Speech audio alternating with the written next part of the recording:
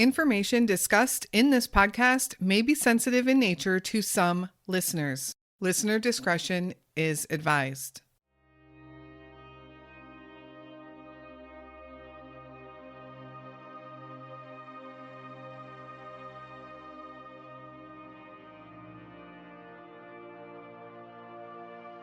Amber Elizabeth Cates was 16 years old in 2004. She should have been spending her days shopping at the mall with friends, listening to Justin Timberlake, Beyonce, or maybe even Taylor Swift. But by 16 years old, Amber had already had a bit of a troubled background, and she was known to be now hanging out with some older, maybe not so great people. In April, Amber was living with her older sister, and her sister was hopeful that she would be able to help Amber get back on track.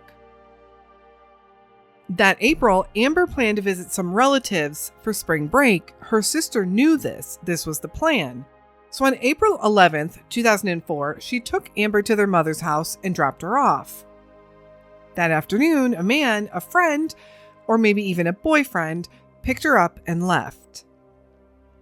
As time went on, it was realized that Amber never made it to where she was supposed to be going for spring break, and no one could reach her or find her anywhere. Her possible boyfriend said he dropped her off with someone else. That man said he dropped her off with friends. From there, Amber Cates vanished into thin air. Authorities weren't too quick to investigate at first. Amber did have a bit of a troubled past, and they classified her as an endangered runaway, believing that she had likely just ran away. But something wasn't adding up, and Amber's sister was determined to find her and get to the bottom of things. To date, Amber is still missing. Where is Amber Elizabeth Cates?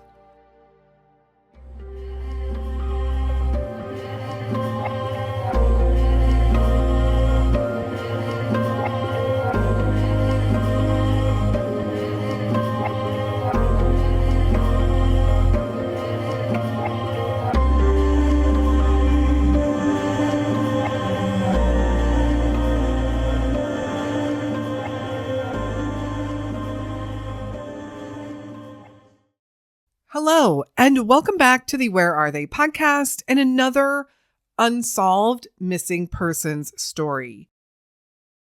I found Amber's case while reading through case files in Tennessee, and I knew that despite the real lack of information in her story, I knew that I had to talk about her case.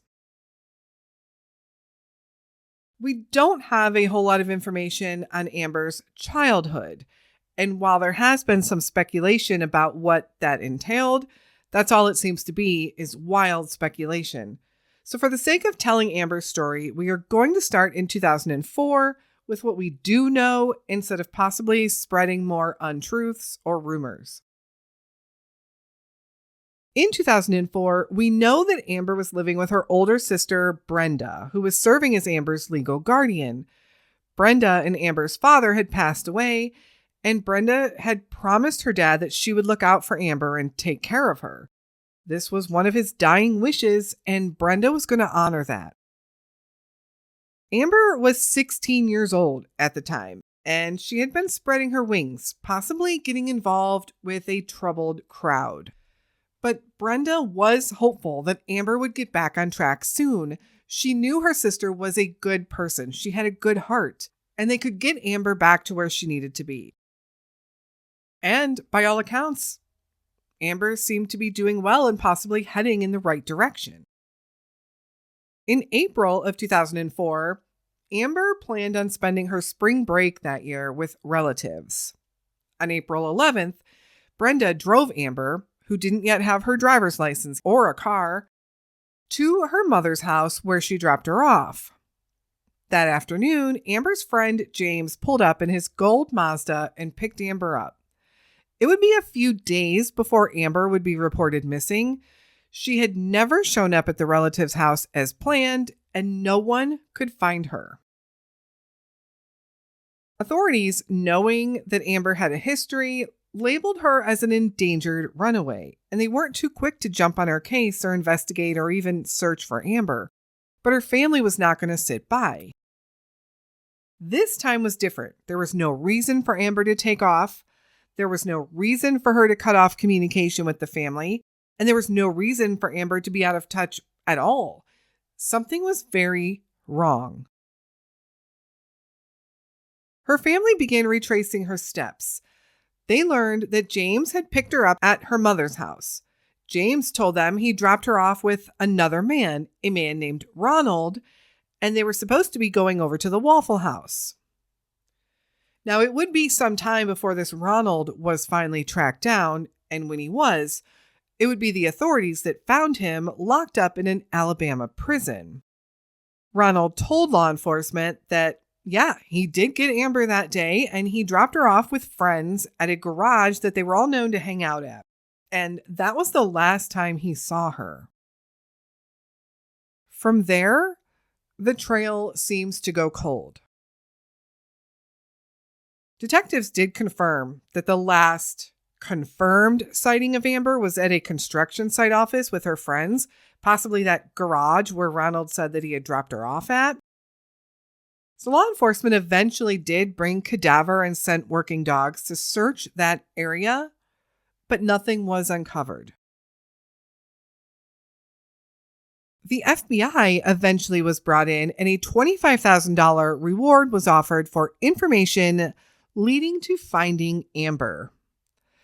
So sightings and tips start coming in. People reported seeing her in Memphis, Tennessee, and Florida and Colorado, and really all over the United States. But none of those sightings were ever confirmed to be Amber. In 2017, frustrated with the lack of any information that she had received over the last 13 years, Amber's sister Brenda hired a private investigator. She had been determined to find her sister, even though so many years had gone by. There isn't a whole lot of information about what might have been uncovered with that investigator, but you can follow for more information from her family's efforts on the case at the Facebook page they have set up titled Bring Amber Elizabeth Cates Home. Amber's case would sadly go cold until March of 2024, when authorities announced that they had uncovered a major new lead and they were sending evidence to the lab for processing. What exactly that was or what that meant, we aren't sure. Law enforcement has kept that information close to the vest. However, they were very forthcoming in making that announcement, doing a press release, and getting the word out through the media that they had this big potential break in the case. Of course, here we are a year later, and there's still no news as to what that lead was or what, if anything, ever became of it. Columbia, Tennessee is a mid-sized city just south of Nashville. It is generally considered part of the Nashville metropolitan area, although it is about an hour's drive between the two. Columbia has a population of just around 47,000 residents. Within the city flows the Duck River, one of Tennessee's most scenic riverways. This river is popular with fishermen, kayakers, and visitors who just want to enjoy the peaceful scenery. The Duck River is 290 miles long and is the longest Tennessee river to be completely contained within the state's boundaries. Now, it seems that foul play or human trafficking are the two theories that authorities are leaning towards in the case of Amber Cates. So curiously, I did a little research on human trafficking in Tennessee, but I do want to note that regardless of what these numbers say, human trafficking can and does happen everywhere. The Tennessee Bureau of Investigation, also known as the TBI, has an outreach program dedicated solely to combating human trafficking and providing resources to their citizens. On their website, ithastostop.com, which is a fantastic resource, they have listed some pretty alarming statistics, such as 85% of Tennessee counties have reported at least one case of sex trafficking in the last 24 months. 4 counties, including Davidson, Knox, Coffee, and Shelby, reported over 100 cases in the last 24 months. These are confirmed human trafficking or sex trafficking crimes. Amber was known to socialize with a troubled crowd. She was 16. She was vulnerable. Did one of them possibly lead her down the wrong path? Or did they maybe introduce her to someone else who did? What do you think happened to Amber Elizabeth Cates back in April of 2004? Amber is described as a Caucasian female, standing 5 foot 5 inches tall and weighing around 100 pounds when she was last seen on April 11th, 2004. She was just 16 years old. Amber has light brown hair, but often dyes it blonde, and she has hazel eyes. It was not known what she might have been wearing on the day she vanished. Anyone with any information is asked to contact the Maury County Sheriff's Department at 931-380-5733. Unfortunately, we don't have any additional information about Amber or her case, or James and Ronald, the 2 people associated with her story. But I do encourage you to find the Facebook page and follow it for any updates and just to show your support for the family. Amber has been missing for far too long, and her family, especially her sisters, deserve answers. Thank you so much for listening to Amber's story today and for supporting the Where Are They podcast in our mission, which is to keep sharing the stories of the missing with a focus on those lesser known cases like Amber Cates.